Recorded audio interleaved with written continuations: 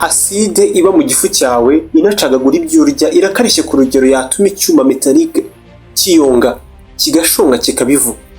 Ntabwo ndi gukabya.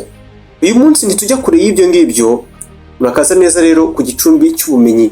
Reka tuvuge ku ibitangaza bitangaza abahisi n'abagenzi nyamara bidafitwa amakuru na bose. Igifu buri wese akigendana mu gituza cye. Hano hakurikira ibiganiro, inkuru zigezweho kandi n'amasomo y'ubuzima. Ni kuri Telemontagne Rwanda niko twitwa. Ubaye utarabikora reba munsi y'iyi video ukanda ahantu handitse ijambo subscribe n'ahagana iburyo kugira ujye ubona ibiganiro nk'ibingibi by'ubwenge byoroshye mu gihe kizaza. Tumaze kuba 15,000 birenga. Injira mu bandi. Amazina yanjye nitwa Samuel Mugisha. Uramutse ufashe acide iri mu gifu cyawe ukayishyira mu kintu runaka, ugafata iryinyo ryawe ukarishyira muri icyo kintu, acide uvanye mu gifu, acide yatangira kuyongesha iryinyo ryawe ku buryo ryagira aho riba umuyonga. Igice cy'iryinyo kiri ubona cy'umweru cyitwa enamel gikomera cyane kurenza igufwa. Niyo mpamvu uzabona inyamaswa nk'impyisi ishobora gucagagura amagufwa y'umuhigo wayo nk'ari ubwatsi. Aka gace k'inyuma rero ni enamel kayonga ku buryo kahinduka ivu. Kubera iki acide rero iremereye gutya, ifite ubukana bungana gutya, idatora umubiri wacu ngo tuyibone hanze. Ubuhanganyi bw'Imana busa nkaho bugaragarira ahangaha. Igifu gifite ubushobozi bwo gukora amatembabuzi yirundanya ku gahu k'inyuma indani mu gifu, niba ariko twakita nubwo ataragahu. Ubundi acide ubukana bwayo bukagabanuka ku gifu bwacyo. Reka tubyumve neza. Uramutse utangiriye ku by'ibanze biranga igifu. Acide y'igifu ubundi izwi nka gastric acid mu Cyongereza. Iri mu bwoko bw'ibisukika biboneka mu rwungano ngogozi, aho ni mu gifu. Iba igizwe n'ibinyabutabire nka acide hydrochlorique, potassium dichloride ndetse na sodium chloride. Uyu ushatse wawita umunyu. Ni acide iba ishobora kugira ubukana buri ku kigero cya 1.5 urebeye ku bipimo bapimiraho ubukana bw'ama acide. 1.5 ni acide mbi cyane ishobora kuba ifite imbaraga nk'iza acide iba muri bateri. Ubukana nk'ubu buyifasha gushwanyaguza ibiryo turya, ikica n'udukoko tubi twatera indwara nka bakteri n'amavirusi twaba turi muri ibyo biryo. Udukoko igihe uriye ibiryo, igifu gihita gitangira gukora no kurekura acide nyinshi cyane kugira ngo igogore ibiryo. Niyo acide ikangura imisemburo nka pepsine, imisemburo icagagura ibigize intungamubiri ziba ziri mu byo twariye, ikabihindura uduce duto cyane twitwa peptide ku buryo umubiri ubasha kutwinjiza muri wo byoroshye nta nkomyi. Reka turebere hamwe bimwe mu bintu by'agatangaza utapfa kwiyumvisha kuri acide yo mu gifu n'igifu bwacyo. Agatangaza ka mbere, urebye agahu kari inyuma mu gifu indani, ibi twabivuze, huzuye amatembabuzi afasha kurinda ko acide ikarishye gutya yagutwika ngo isohoke hanze. Aya matembabuzi ntayo ufite, igifu rwose cyakwirya kikimara.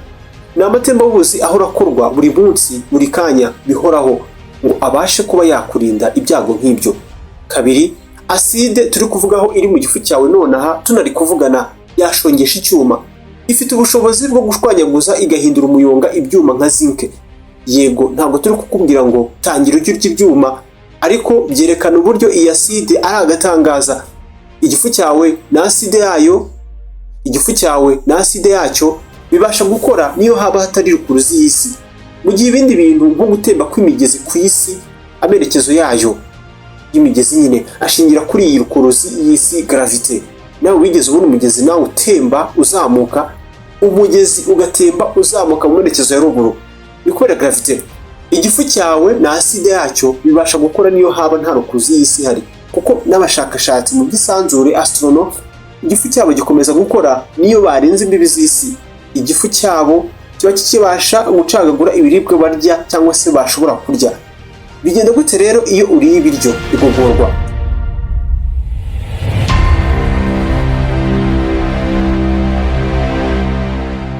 Ukirya ibiryo biramanuka mu muhogo ku buryo bihita byiceka mu gifu. Acide y'igifu ndetse n'indi misemburo bitangira gushwanyaguza ibyo wohereje ku buryo bibikoramo ikijya kumera nk'igikoma cyangwa se umutsima cyitwa shaime.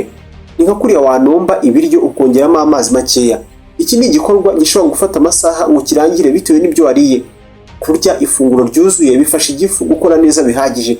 Kurya ibiribwa birimo fibre nk'imbuto ndetse n'imboga cyane cyane rwatsi byunganira igifu ndetse bikagabanya ibibazo by'igifu birimo nka gastric esophageal reflux bigomba kuba ari kumwe aside y'igifu igaruka izamuka ukumva igutwika mu muhogo, niba atari byo ikirungurira cyangwa se n'ikindi kintu. Sinzi uko mubyita mu Kinyarwanda, bimeze bite? Tubwire muri comment.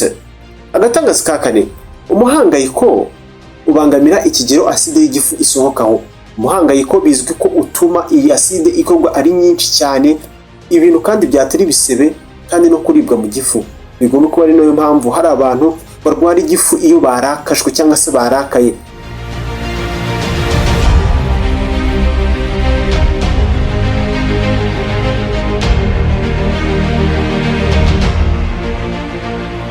Kwirinda umuhangayiko ni byiza, gusa atari ku bwonko gusa ahubwo no ku gifu, birumvikana. Twibukiranye, twabonye ko aside iba mu gifu cyacu ari ingenzi cyane kandi ifite imbaraga mu rwungano ngogozi, ikaba ari ingenzi cyane nanone. Ishwanyaguza ibyo turya, umubiri ukabona uko ubikoresha kandi iturinda udukoko tubi twaba twazanye n'ibyo turya. Ese nkaho nshatse naba ndekiriye ahangaha ko kuvuga ibyerekeye igifu. Mwakoze gukurikira ikiganiro cy'uyu munsi, ntibibagirwe guhereza ikiganiro like kiragera kuri benshi. Ku kirahuri cyawe uri kureberaho iyi video, nagushyiriho indi video wareba, irebe ndabizi nayo uraza kuyikunda, reka tuzasubira ubutaha.